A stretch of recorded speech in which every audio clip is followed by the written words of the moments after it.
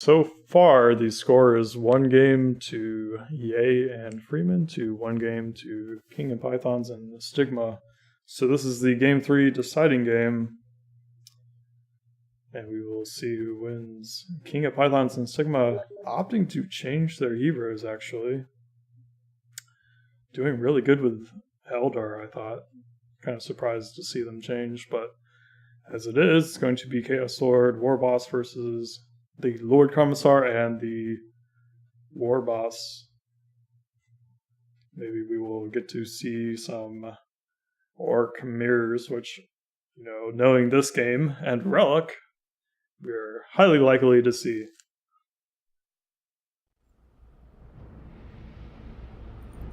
So let's see, Yaay is topside and Stigma is topside too. I knew it.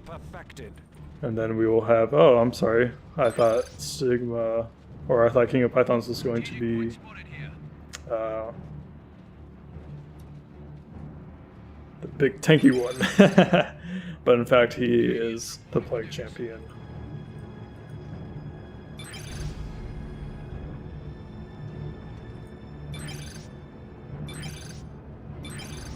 Actually, I'm surprised King of Pythons was able to get out onto the field as fast as he did, seeing as how usually he has loading problems, since his PC is a little bit of an older PC, and it tends to take a long time loading, and as a result, everybody else starts the game before you do. But here we see him actually being able to get in there, and this is not a good match for King of Pythons right here. Freeman ought to deal with, yeah, he can deal with his Chaos Space Marines pretty easily, and then the Plague Champion is going to be tied up by him afterwards. So far, it looks as though things are not too good for Red Team. In fact, Freeman being a little bit of on the cruel side, building a turret here to punish King of Pythons. It's going to be pretty difficult to deal with early game, I think, especially if the Guardsman can support it.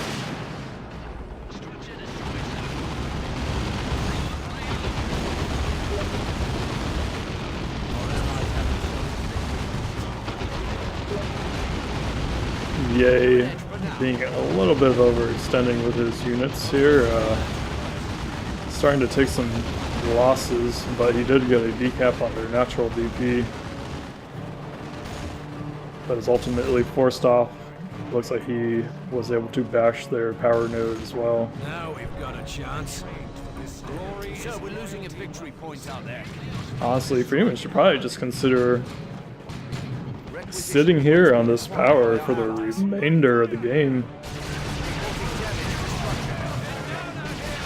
I mean, his Guardsmen aren't really going to take too many losses, and oh man, these CSM are already bleeding a model. Very unlucky for King of Pythons.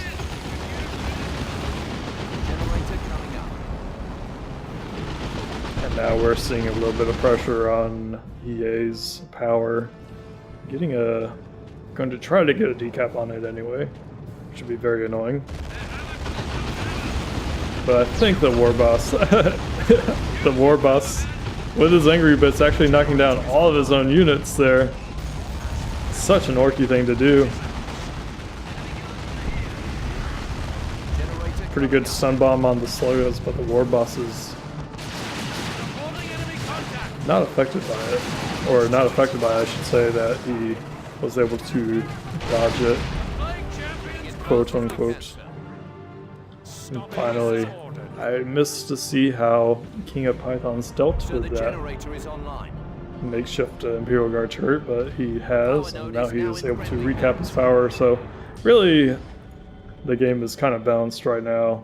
Blue team losing their power on one side, red team losing their power on the other side, with a full generator farm for both teams. And oh, it looks like we have a missile drawn onto the sides of these generators here. Orcs really liking their missiles.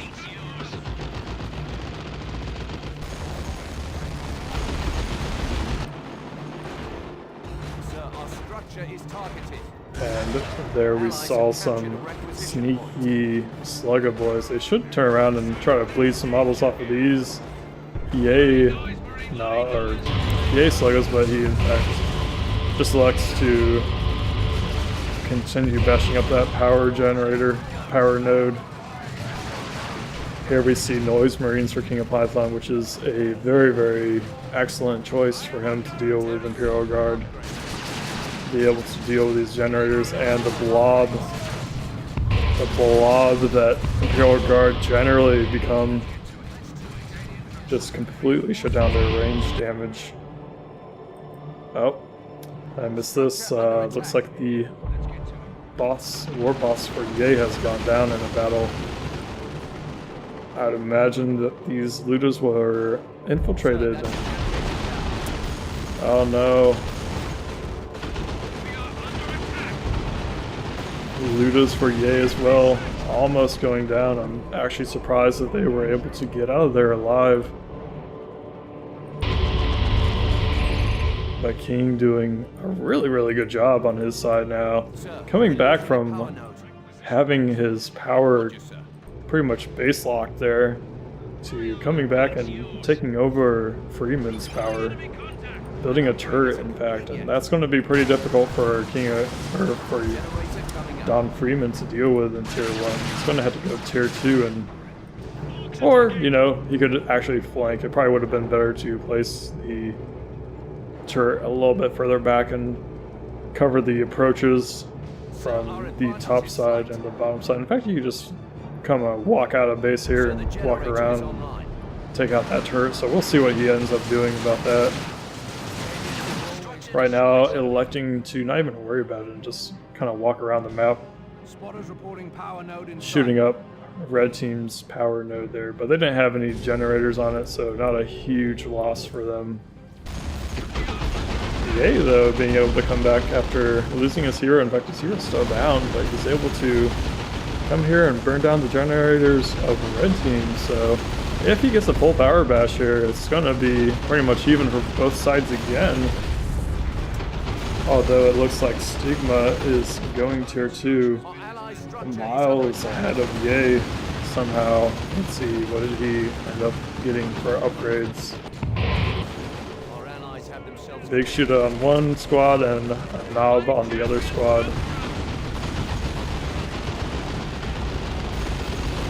Yaay either losing a shooter himself or electing just to get one shooter out, which is probably what he did. Or wait, no. I'm seeing things. He does have two shooters. He did not lose a shooter squad. And wow, King of Python's just walking around the map with his Noise Marines just destroying everything. Here comes a blight grenade onto the Orc forces. Oh, that's gonna be devastating. Plague Champion being easy to deal with all these high model, low hit point squads here. Really, really good choice for King of Pythons as far as heroes go. Blight grenades do so much work for you if you use properly. In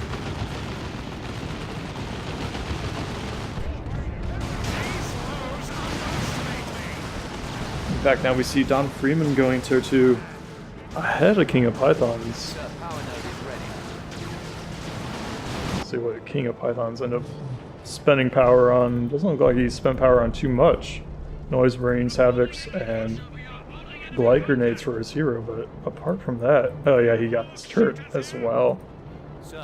And it's just sitting here on top of this power node, kind of protecting it.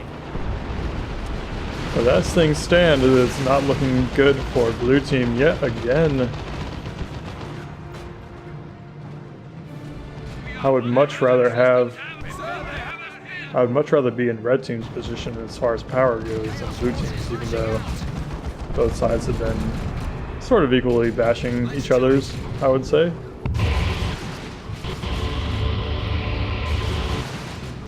These Noise Marines already level 2. Probably pretty much solely based on their bashing of generators, I would think. war truck for Stigma. Does he have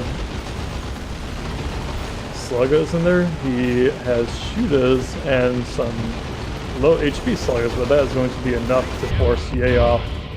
And this is not good at all for blue team. They are about to have zero power income whatsoever. Here we're going to see a nade on retreat, but it's not really going to do that much. In fact, it takes out 2 models, which isn't, it's not that bad. It's going to do a lot more damage on non-retreating units.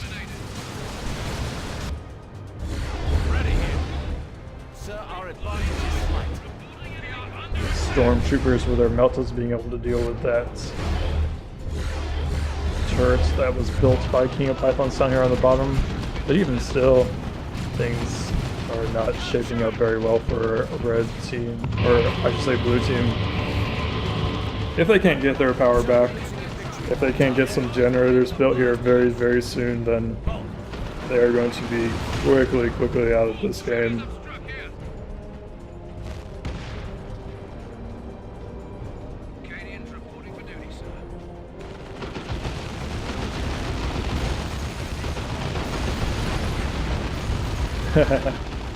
War boss being knocked back from the shotgun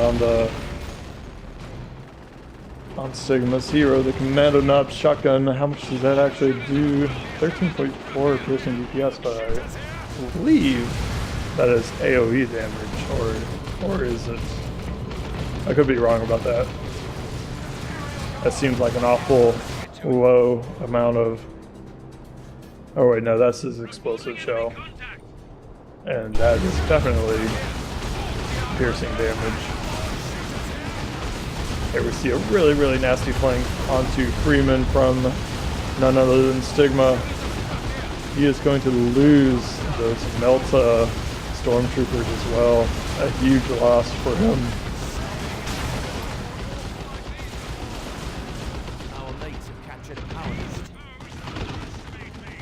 Things are really not going well for blue team right now, and you know, we saw this last game that I was playing in. We we had a really good first game, and then the second game, oh man, that shotgun though, that shotgun is really destroying Yaay's forces.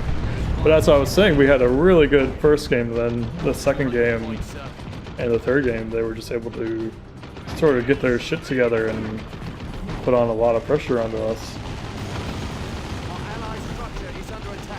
And I just don't see how blue team is going to be able to come back from this.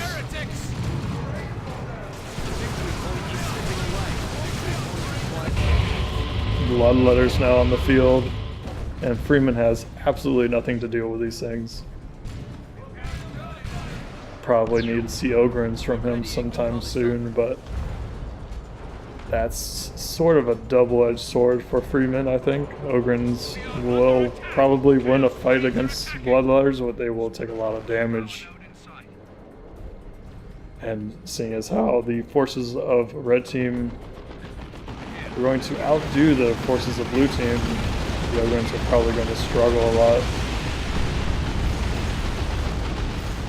Stigma doing really good with these hide the boys sluggas. In fact, these Ludas are going to go down for Yaay. Big loss for him.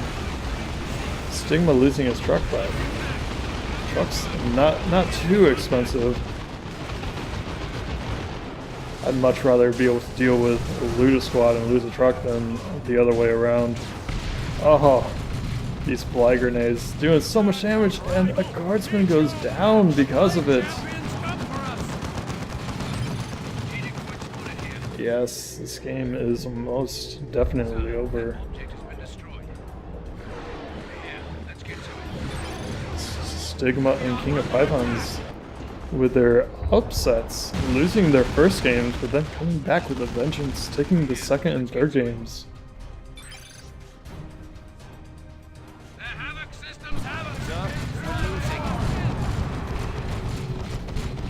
Doing really good as a team, actually.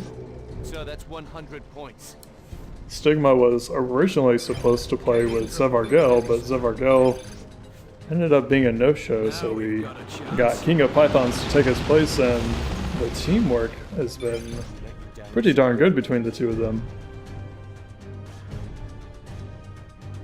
So that is that. King of Pythons and Stigma take Game 3, and they will be in the finals of the MTT 2. So stay tuned, and we'll be sure to cover that for you.